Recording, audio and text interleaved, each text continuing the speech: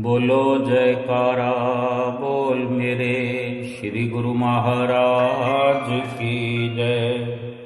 सभी गुरुमुख प्रेमियों से सप्रेम जय सच्चिदानंद। वंदो चरण सरोज गुरु मुद मंगल आगार।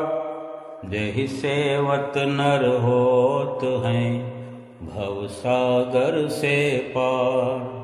गुरु जी के सुमिरन मात्र से नाशत विघ्न अनंत। तासे सर्वारंभ में ध्यावत हैं सब संत। इंसान का जो जीवन है एक अनमोल उपहार है, प्रभु की ओर से मिला हुआ। बहुत ही अमूल्य ये जीवन प्रभु ने दे करके इस दुनिया में इंसान को भेजा है। और इंसान इस अनमोल जीवन का, इस अनमोल उपहार का जो प्रभु ने दिया है, इसका क्या हाल कर रहा है, इसमें क्या लाभ कमा रहा है। महापुरुष तो इस जीव की दशा पर गहरी चिंता करते हैं कि ये बार बार नहीं मिलता। ठीक प्रकार से अगर इस जीवन का सदुपयोग किया जाए, कई प्रकार के दृष्टांतों के माध्यम से समझाते भी हैं, मार्गदर्शन करते हैं कि किसी प्रकार से जीव, ये प्राणी समझ सके कि मैं किस लिए ये मनुष्य तन में आया हूं, मनुष्य जन्म क्यों मिला है।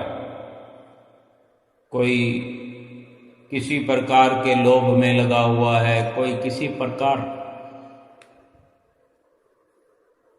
अपने आप को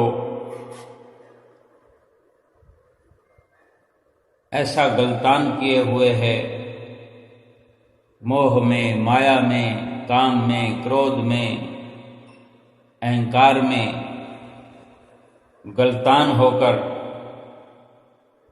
इस अनमोल जीवन को बेकार कर रहा है, नष्ट कर रहा है। बिना लाभ कमाए ही इसको यूं ही विनाश की ओर ले जा रहा है। बेशक मनुष्य जीवन एक निश्चित समय के लिए मिला हुआ है, जिसका इंसान को पता नहीं कि वो निश्चित समय कौन सा है, किस वक़्त ये शरीर वापस ले लिया जाएगा। लेकिन जब तक हाथ में ये अवसर आया हुआ है मनुष्य जीवन का, तब तक लाभ उठाने के लिए ये जीवन है। एक दृष्टांत है कि एक बार राजा भोज के दरबार में ऐसा सवाल पैदा हुआ, ऐसा सवाल किया गया कि ऐसा कौन सा कुआं है जिसमें गिरने के बाद आदमी बाहर नहीं निकल पाता। वहां दरबार में नहीं कोई उत्तर दे सका। आखिर में राजा भोज ने अपने राज्य के राज पंडित से कहा कि भाई, ये तुम्हारी जिम्मेदारी है, तुम्हें इस प्रश्न का उत्तर 7 दिनों के अंदर लेकर आना। कहीं से लेकर आओ, किसी से भी पूछो, 7 दिनों के अंदर आपको इसका जवाब देना है कि ऐसा कौन सा कुआं है जिसमें इंसान गिर जाता है तो फिर कभी बाहर नहीं निकल जाता। कोई पानी के कुएं की बात नहीं है, ये एक समझने की बात है कि इंसान ऐसी कौन सी गर्त में, कौन सी दलदल में, ऐसा कौन सा कुआं है जिससे बाहर नहीं निकल पाता। ये जवाब देना था राज पंडित को। और राजा ने कहा कि अगर तुमने 7 दिन में जवाब नहीं दिया तो आज तक जो तुम्हें इनाम के स्वरूप धन दिया गया या कुछ और भी नजराने तुम्हें प्राप्त हुए, उपहार मिले हैं, इस सवाल का अगर तुम 7 दिन में जवाब नहीं दे पाए तो वो सभी प्रकार का धन इत्यादि तुमसे वापस ले लिया जाएगा और इस नगरी से तुम्हें, इस राज्य से बाहर कर दिया जाएगा, तुम्हें कहीं और जाना होगा। तो इस प्रकार राज पंडित जो अपने काम में लग गया था कि जवाब तो ढूंढना ही है, भला कौन अपना शहर छोड़कर कंगाल होकर के दूसरी जगह जाना पसंद करेगा। कोई जवाब मिल नहीं पा रहा था और इस प्रकार 6 दिन व्यतीत हो गए, एक ही दिन बाकी बचा था। अब वो निराश होकर कहीं जंगल की तरफ निकल गया। जब कोई सफलता नहीं मिलती तो कुछ सूझता नहीं है, दिमाग खराब हो जाता है एक प्रकार से, कुछ समझ नहीं आता कि क्या करो।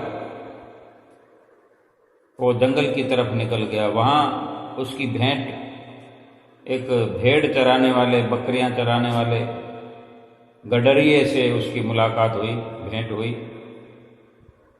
तो गडरिया उस राज पंडित को जानता था।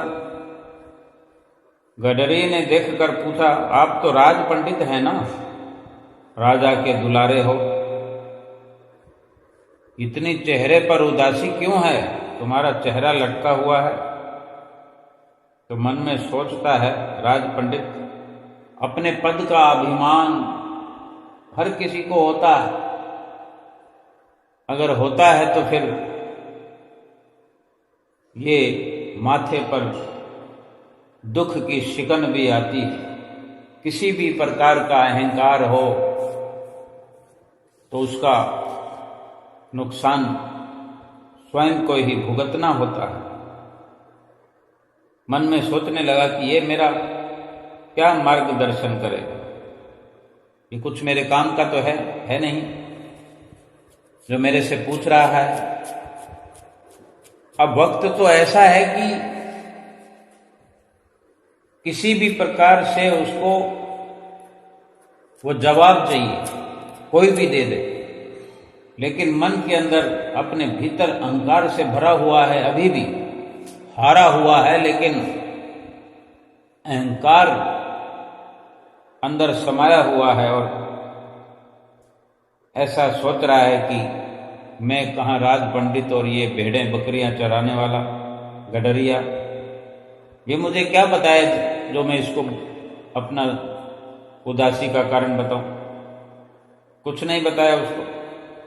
लेकिन गडरिये ने फिर से उदासी का कारण पूछते हुए कहा, पंडित जी, हम भी सत्संगी हैं, हो सकता है आपके सवाल का जवाब मेरे पास हो, आप निसंकोच कहिए। सत्संग में रमने वाला, सत्संग में बसने वाला और सत्संग अपने भीतर बसाने वाला, चाहे गडरिया हो चाहे राजा हो, सत्संग जिसके अंदर बसता है उसको हर प्रकार का जवाब देने में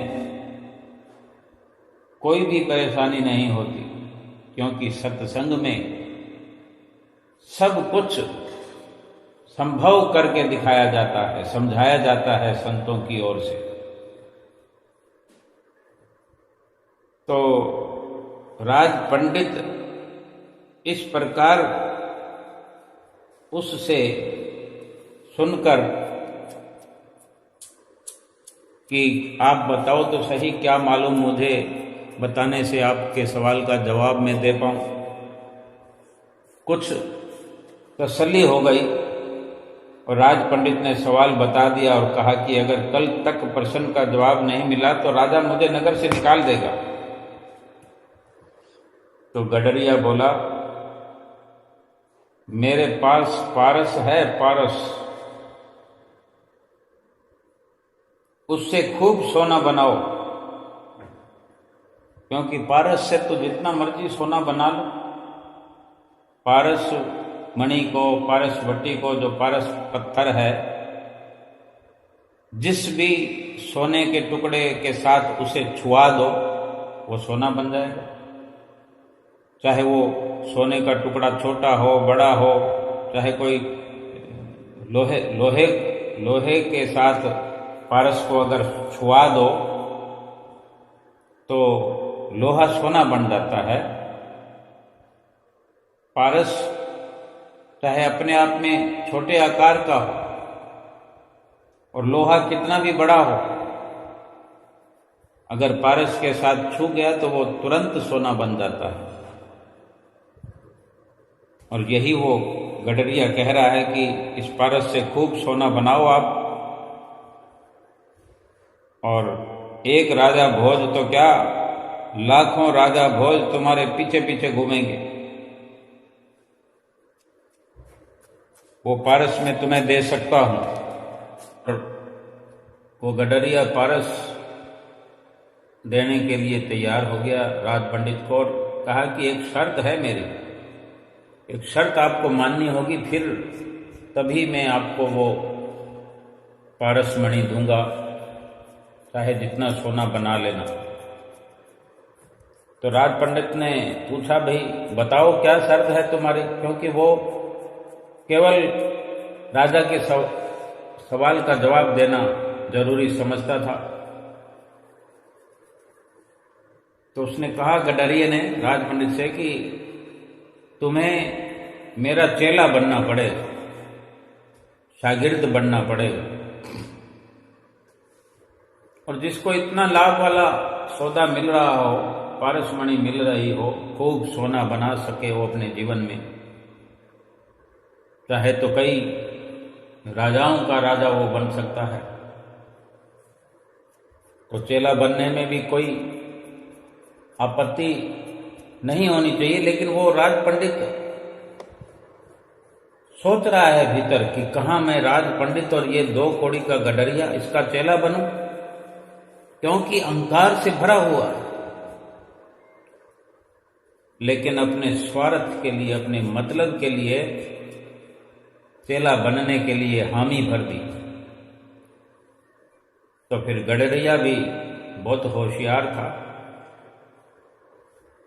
गडरिया जवाब दे रहा है उसको कि ऐसा कौन सा कुआं है जिसमें गिर जाए एक बार इंसान तो फिर वापस निकल नहीं सकता कभी। और बड़े अच्छे से जवाब दे रहा है, देना चाहता है, हम भी समझते हुए चले। तब फिर गडरिया बोलता है कि पहले भेड़ का दूध पीना पड़ेगा और इसी प्रकार शुरुआत करेंगे। अब चेला बन गया तो सब काम उसके कहने से करना पड़ेगा। कदम कदम पर उसका अहंकार आगे आ जाता था। अब राज पंडित सोचता है कि यदि एक ब्राह्मण होकर भेड़ का दूध पिए तो बुद्धि मारी जाएगी, और उसे कहता है, भाई मैं तो ब्राह्मण हूं, मेरी तो मत मारी जाएगी, मैं ये दूध नहीं पीऊंगा। तो गडरिया भी कहता, फिर जाओ, रहने दो, तुम तुम्हारे रास्ते, मेरा पारस मेरे पास है। लेकिन ये तो हो नहीं सकता, राज पंडित को जवाब तो चाहिए था। तुरंत बोला कि अच्छा ठीक है, मैं दूध पीने के लिए तैयार हूं, और बताओ आगे क्या करना है। दूध की बात पे सहमति हुई। फिर गडरिया बोलता है, पहले भेड़ के दूध को मैं जूठा करूंगा, पहले मैं पीऊंगा दूध को, यूं समझ लो कि भोग लगाऊंगा, जूठा करके फिर तुम्हें दूंगा, तुम जूठा दूध पीना। फिर वही अहंकार क्रोध करता है राज पंडित कि भाई तू तो हद कर रहा है गडरिये, ब्राह्मण को जूठा दूध पिलाएगा। और बात बात में गडरिया भी अपने तेवर दिखाता है कि नहीं पीना तो फिर जाओ। अब राज पंडित झट से तैयार हो गए कि ठीक है, लाओ, जूठा दूध पीने को मैं तैयार हूं। गडरिया बोला, अब वो बात गई, अब वो जूठा दूध पीने वाली बात गई, पहले क्यों नहीं माना तुमने? अब नई बात सामने यह है कि वो देख रहे हो सामने जो एक मरे हुए इंसान की खोपड़ी पड़ी है। अब जंगल के रास्ते तो कई इस ऐसे कंकाल पड़े होते हैं, जानवरों के क्या, इंसानों के क्या। तो एक इंसान की खोपड़ी पड़ी थी, खोपड़ी का कंकाल पड़ा था। तो वो गडरिया कहता है, इस कंकाल की खोपड़ी में भेड़ के दूध को दूह कर लाऊंगा, फिर उसको जूठा करूंगा, फिर तुम्हें पिलाऊंगा, तब मिलेगा तुम्हें पारस। पसंद हो ये सलाह तो ठीक है, नहीं तो अपना रास्ता लो। राज पंडित ने फिर खूब विचार किया और कहा कि है तो बड़ा कठिन, लेकिन कह दिया मैं तैयार हूं। तो गडरिया बोलता है, अभी तो केवल बातें ही कर रहे हैं, न दूध दुहा गया, न दूध कोई जूठा किया गया, न पिया गया। एक वार्ता के अंदर, एक बातचीत में ही दोनों आपस में एक दूसरे के लिए तैयार होने में लगे हुए। गडरिया बोला, मिल गया जवाब। तो राज पंडित कहता है, क्या जवाब मिल गया?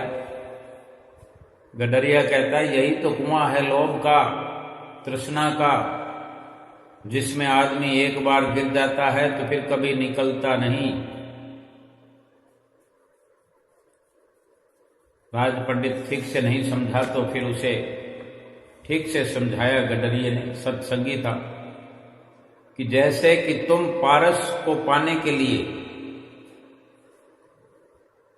इस लोभ रूपी कुएं में गिरते चले गए,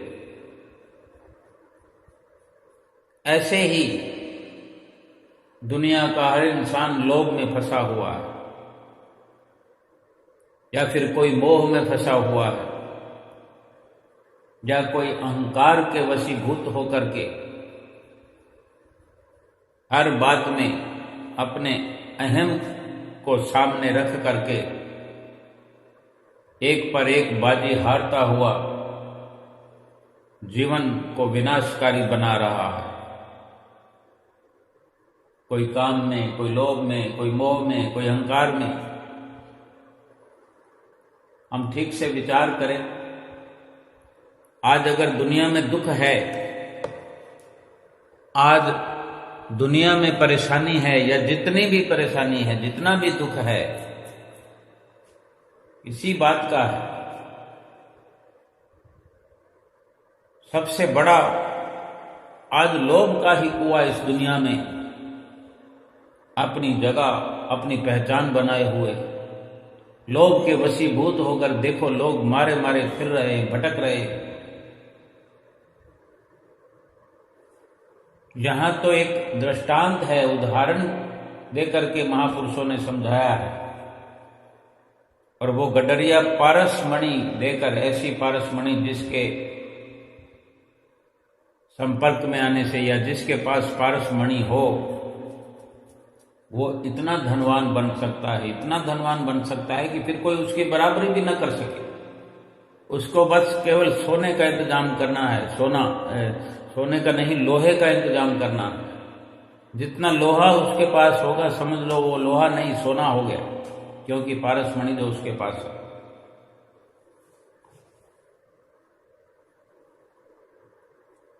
अब अगर हर इंसान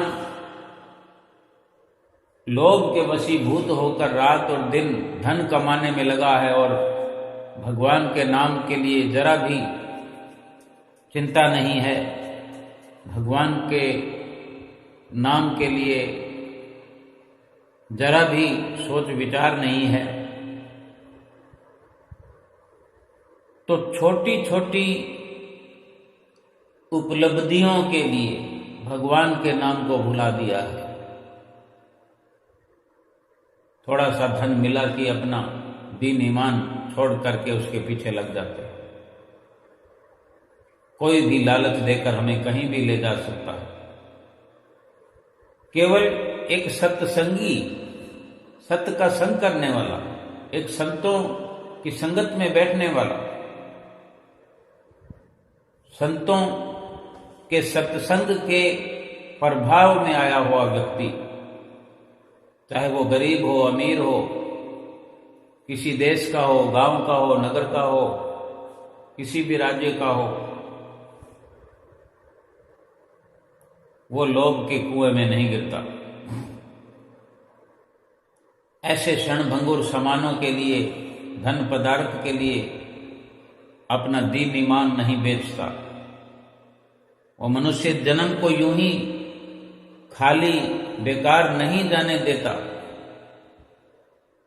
क्योंकि सत्संग में ये पाठ पढ़ाया जाता है। संतों महापुरुषों की जिसको शरण मिल गई है, जो संतों महापुरुषों के हुक्म में रहना और हुक्म पर चलना जिसका जीवन है,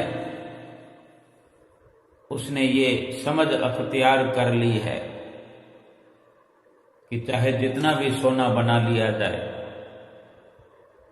लोग के वशीभूत होकर जितनी भी माल मिल्कियत हासिल कर ली जाए, सब यहीं तो छोड़ के जाना है। जिस प्रभु ने ये जीवन उपहार में दिया है, ये मनुष्य जीवन क्या है? इस मनुष्य जीवन में उस पारसमणि से बनाए हुए सोने से भी कहीं अधिक लाभ प्राप्त किया जा सकता है, जो यहां छोड़कर जाने को मोहताज नहीं है इंसान। वो कमाया हुआ धन, वो लाभ यहां भी जीव के संग साथ रहता है, फिर बाद मरने के साथ भी लेकर जाया जा सकता है। वो है भक्ति का धन।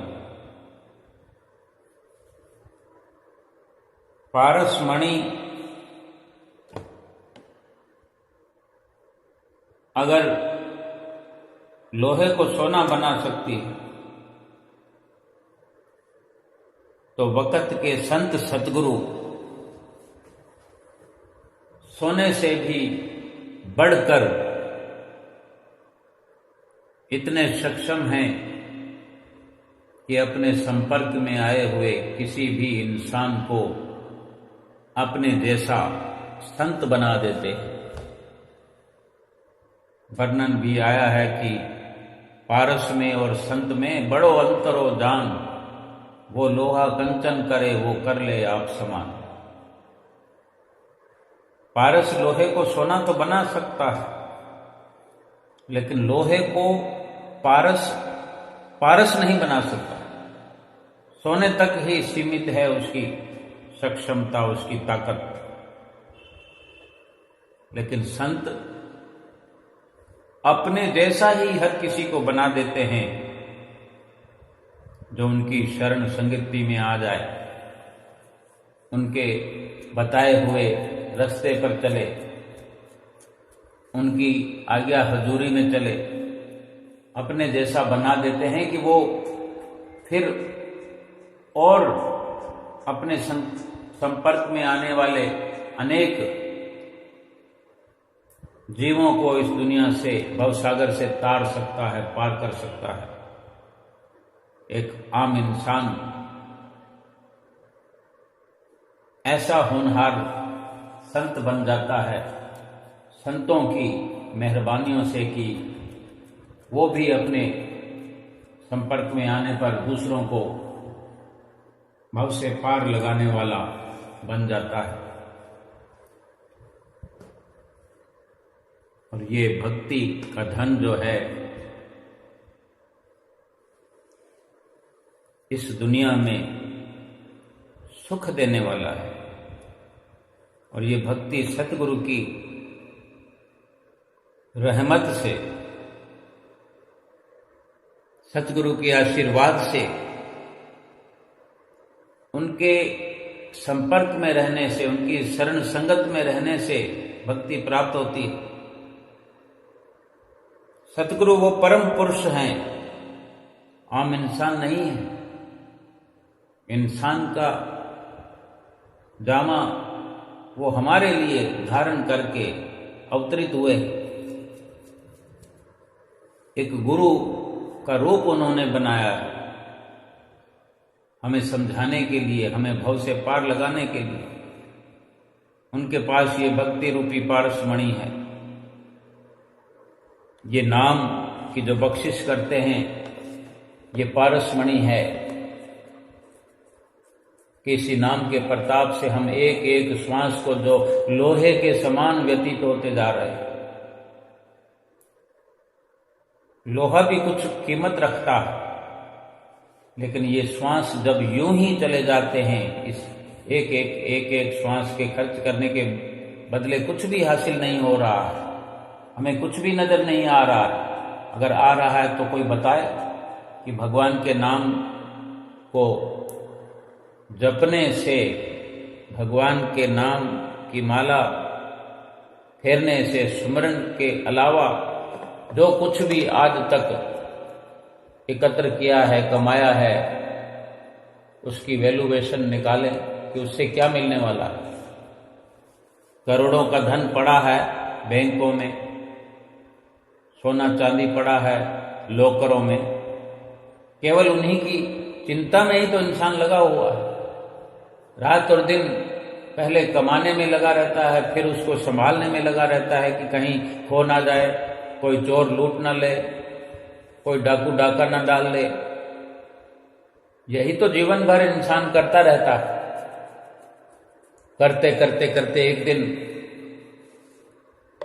या तो अचानक से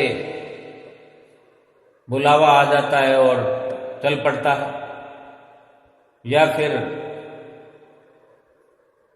चारपाई पर लेटना पड़ जाए तो पड़े पड़े देखते रहो नोटों को, सोने को, चांदी को, अपने महलों को, माड़ियों को, बड़ी बड़ी गाड़ियों को, नौकरों को, चाकरों को, जो हमें कोई चाय पिलाने आएगा, कोई रोटी खिलाने आएगा, कोई नहलाने आएगा, कोई कंपाउंडर आएगा, कोई नर्स आएगी, कोई दवाई दे रहा है, कोई इंजेक्शन दे रहा है। क्या इसी वक्त के लिए, इसी दिन के लिए धन कमाया था? बड़ी मुश्किलों से क्या इसलिए धन कमाया था? हम स्वयं यकीन नहीं कर सकते। ऐसी घड़ी में हम एक दिन पहुंच जाते हैं कि हमें खुद यकीन नहीं आता कि हम कहां से चले थे। एक वो बचपन के दिन थे जब कोई समझ नहीं थी, कोई समझ नहीं थी। माता पिता ने जो बनाया, हम बनना शुरू हो गए। माता पिता ने जो खिलाया, हमने खा करके माता पिता के आगे खुशी जाहिर किया करते थे। उनके सानिध्य में पल बढ़कर बड़े होते गए, समझदार होते गए, होनहार होते गए। करते करते आगे ऐसे एक रफ्तार से आगे निकल गए, कब किस वक्त धन के लालच में, लोभ में गलतान हो गए, फंस गए, एक दलदल के अंदर फंस गए।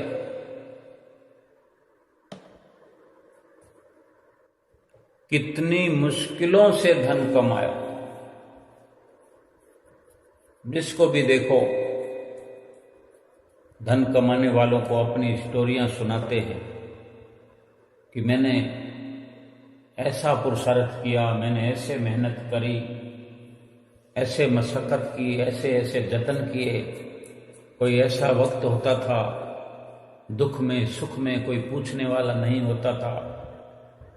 एक टाइम खाया, एक टाइम नहीं खाया, जैसा होता था खा लेते थे, जैसा मिलता था पहन लेते थे।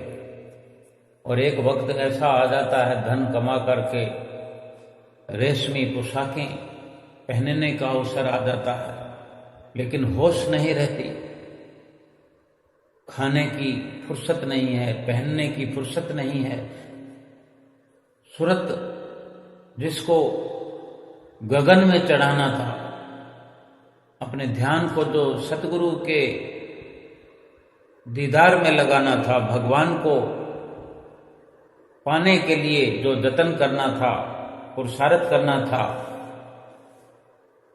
अपने एक एक पल को धन के लोभ में खर्च करते करते करते युवा अवस्था भी समाप्त हो गई, प्रौढ़ अवस्था आ गई, बुढ़ापा आ गया। बुढ़ापा भी ऐसा कि अगर चारपाई पे लेटना पड़ गया, चारों ओर नौकर भी खड़े हों, तो उसमें क्या लाभ है? अगर वक्त रहते प्रभु का साथ मिल जाए, वक्त रहते सतगुरु की संगत मिल जाए, सतगुरु की सोहबत मिल जाए, सतगुरु से दीक्षा प्राप्त हो जाए, शब्द की बख्शिश अगर सतगुरु कर दें, वो कहीं लाखों से, करोड़ों से, अरबों से भी कहीं ऊंचा दर्जा उस जीव का हो जाता है जिसको भगवान के नाम से प्यार हो जाता है, प्रेम हो जाता है, जो भक्ति और परमार्थ में लग जाता है, जो अपने जीवात्मा के कल्याण के लिए वक्त खर्च करता है, श्वास खर्च करता है, इस मनुष्य जीवन को लगाता है, वो हर वक्त आनंद में रहता है। कभी हम सत्संग में जाया करते हैं, गुरुमुख प्रेमियों की तो बात ही अलग है।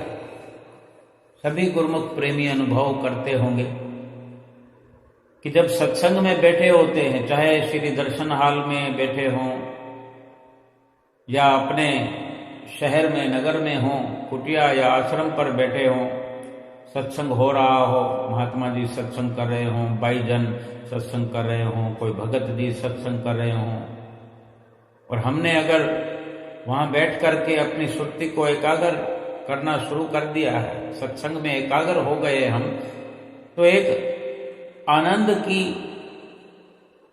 अनुभूति जो हमें अंदर होती है, वो थोड़ा सा प्रयास करके देखें, सोच कर देखें कि ये आनंद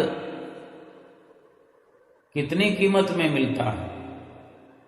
आनंद के लिए हमने क्या खर्च किया है। बड़े आराम से बैठे होते हैं सत्संग में, जहां भी होते हैं हम, चाहे श्री दरबार में हो, आनंदपुर में, श्री प्रयाग धाम में हो, या कुटिया पर हो, आश्रम में हो, या अपने ही घर में हो और हम सत्संग कर रहे हो, सुमरन कर रहे हो, या आरती पूजा कर रहे हो, पोथी पढ़ रहे हो, श्री गुरु महाराज जी के लीलाओं का वर्णन जो ग्रंथों में हुआ है वो पढ़ रहे हो या सुन रहे हो। जब सब ओर से सुरती को हम समेट करके उन्हीं में सत्संग की वार्ता में, सत्संग के शब्दों में लगा देते, जो आनंद उस वक़्त अनुभव हम करते हैं, क्या उसका जिक्र जबान से कर सकते हैं, उसका लाभ गिना सकते हैं। भीतर ही भीतर मंथन फिर चलता रहता कि आनंद ही आनंद आ गया। ये आनंद तो सत्संग में ही आता है, चाहे सत्संग में बैठो या सत्य का संग करो, फिर चलते फिरते, उठते बैठते, सोते खाते पीते, आनंद ही आनंद। क्योंकि सतगुरु का मिला हुआ जो नाम है सतगुरु से, उसका सुमरन करते हुए दुनिया के कार्य व्यवहार भी करें, भक्ति और परमार्थ का कार्य भी करें, सुमरन करते हुए अपने लिए, अपनी जीवात्मा के लिए कल्याणकारी हर श्वास हो जाएगा हमारा, हर श्वास में हमारी जीवात्मा का कल्याण होता रहेगा। चाहे किसी भी अवस्था में रहें, संसारिक लोभ के कुएं में गिरने से बच जाएंगे। मोह के कुएं में गिरने से बच जाएंगे, काम के कुएं से बाहर निकल जाएंगे, क्रोध के कुएं से, अहंकार से खाली हो जाएंगे। ये सतगुरु की शरण संगति में ही संभव हो सकता है। हम रोज अमृत वेले में उच्चारण करते हैं, परम पुरुष पूरन गुरु मेरे, जिनके सिमरत सुख घनेरे, श्वास श्वास में नाम धियाइए। जब ऐसे अमृत वेला चाहे हम मोबाइल में भी लगा दें या कोई भगत जी महात्मा जी गा रहे हो कुटिया पर, अमृत वेले गुरु दर्शन पाइए, अपने गुरु जी पे बलि बलि जाइए। परम पुरुष पूरन गुरु मेरे, जिनके सिमरत सुख घनेरे, श्वास श्वास में नाम ध्याइए। अमृत वेले गुरु दर्शन पाइए। ये स्वर्णिम लाभ है इस जीवन का, इस मनुष्य जीवन का, कि सुबह सवेरे सबसे पहला काम यही हमारा हो कि अपने सतगुरु का दीदार करें। कोई तमन्ना ही ना हो, उठने के साथ पहला कार्य ये हो, बल्कि एक उठना तो आंख खुलने से होता है कि आंख खुल गई, चारपाई से बेड से नीचे हम उतर करके मानते हैं कि हम उठ गए। एक मोह से, मोह की निद्रा से जब हम जाग जाते हैं तो फिर क्या सुबह, क्या शाम, क्या दोपहर, क्या रात, क्या आधी रात, क्या अमृत वेला, श्वास श्वास में नाम ध्याना तो यही है कि हर वक्त सुखों का एहसास होता है, आनंद ही आनंद प्राप्त होता है। अब जिनके पास करोड़ों हैं या जो सत्संग में बैठे होते हैं, सत्संग से पहले या सत्संग के बाद जो भी कार्य करते हैं, क्या उन कामों में आनंद मिलता है? कोई 1 लाख रुपया रोज का कमा लाता है, कोई 50,000 कमाता है,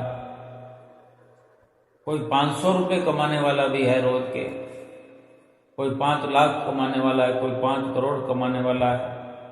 हम सबका ध्यान नहीं रखते फिरते, लेकिन केवल समझने के लिए जरूरी होता है कि जिक्र आता है शब्दों का।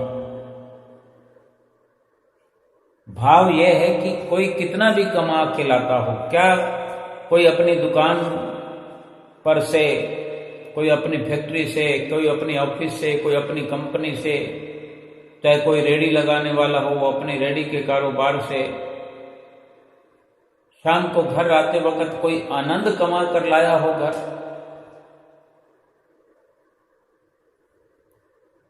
कोई कम कमाता हो, कोई ज्यादा कमाता हो, ये सब सुना है, लेकिन कोई ये नहीं कहता कि मैं आनंद कमा के लाया।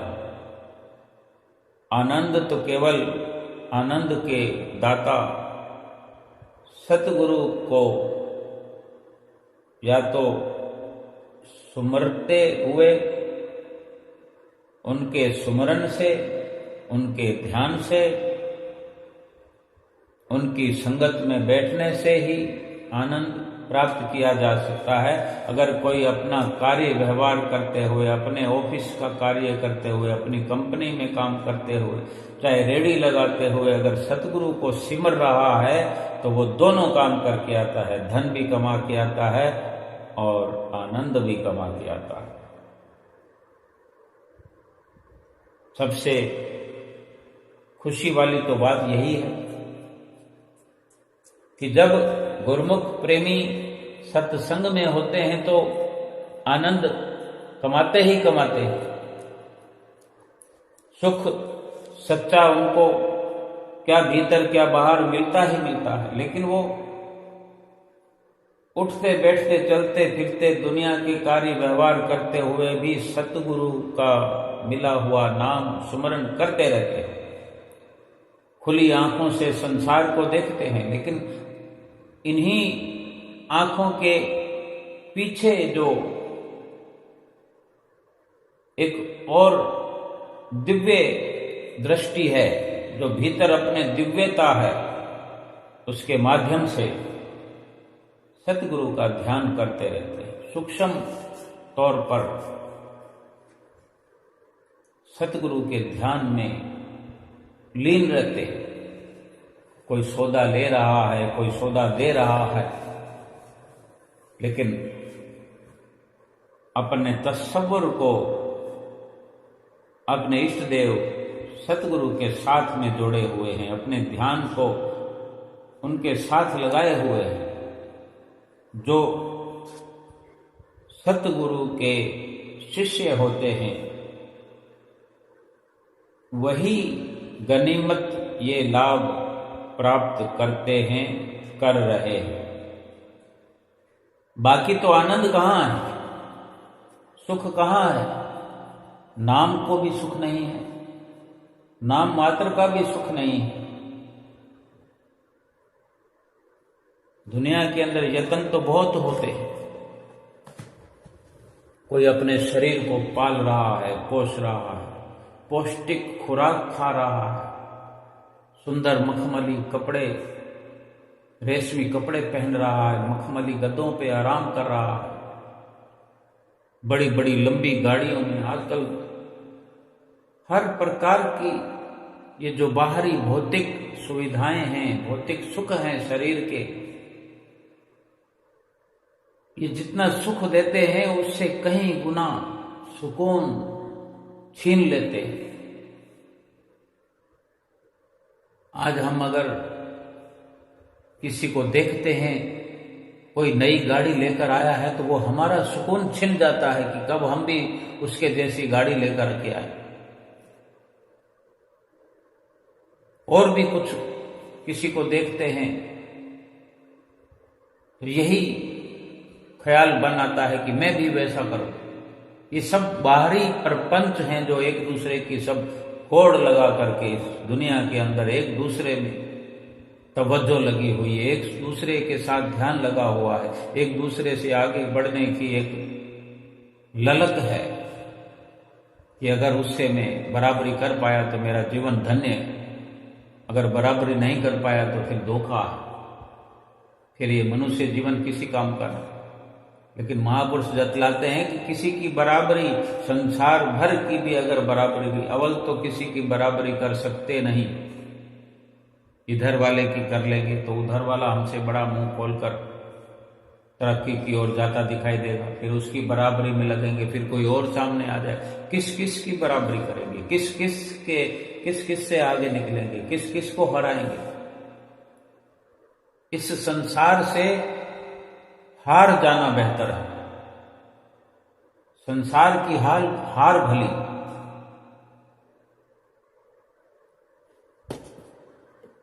क्योंकि जो भगवान के रास्ते पर है, जो भगवान के रास्ते पर आगे बढ़ना चाहता है, जो भगवान को पाना चाहता है, महापुरुष ने फरमाया है कि हरि के जन हारे भले, जीतन दे संसार, हारे हरिपुर जाएंगे और जीते जम के द्वार।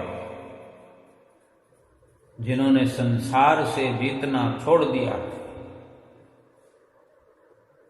जीतना है तो अपने मन को जीतना,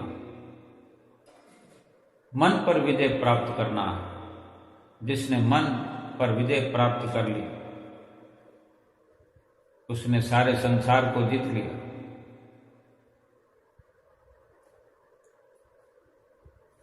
रावण ने यही भूल की थी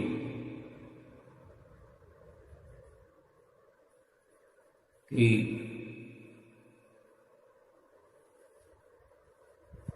अपने मन को नहीं जीत पाया।